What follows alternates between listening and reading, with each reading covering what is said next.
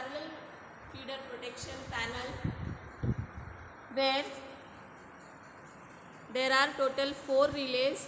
At the left hand side you can see 2 CTs and across secondary of CTs relays are connected. Similarly at the right hand side there are 2 CTs across which 2 relays are connected. Now you see the direction. The relays which is connected at the left hand side, that is source side, the arrow shown which is bidirectional. Here you can see the bidirectional relays which is connected at source side, and similarly here at load side directional relays are connected. So we'll demonstrate the parallel feeder protection scheme where there are total 4 relays. At source side 2 bidirectional relay and at load side 2 directional relays are connected. And here to realize the parallel feeder protection we have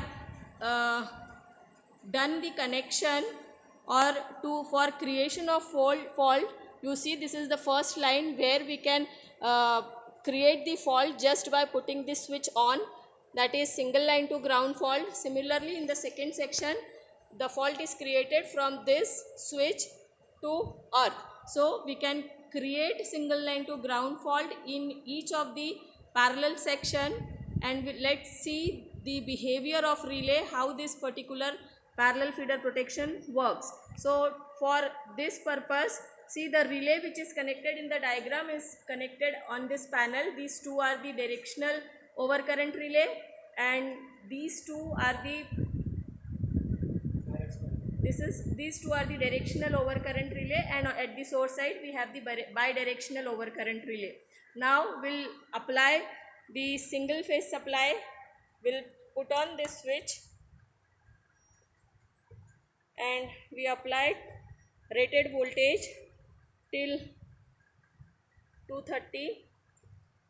So this is 230 rated voltage I have applied. You can see now this is the normal operation. The source supplies the load. All the circuit breakers are indicating on, that is it is in closed position. And let's create fault on upper feeder just by putting this S1 on. When I put on this S1 and by creating this fault button, you just see the upper 2 feeder is disconnected by the circuit breaker, means the relay has given a trip signal. Now you can see here the upper feeder relay has given a trip signal, and at the load side this is the directional relay which has given a trip signal. We'll reset the relay after this operation.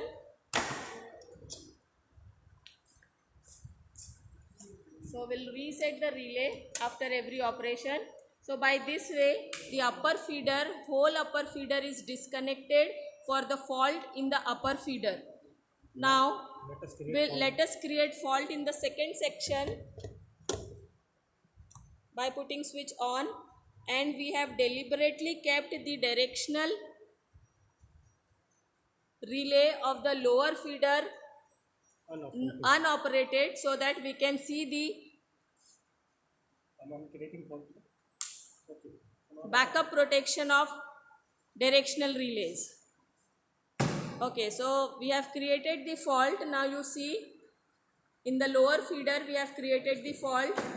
So lower feeder bidirectional relay has operated, and as non-directional relay has not operated there, it is deliberately kept unoperated.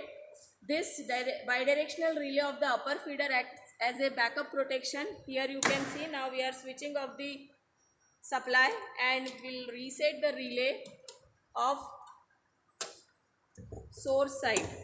This is all the demonstration of the parallel feeder protection. Thank you. कोई बात नहीं, हो गया ना madam?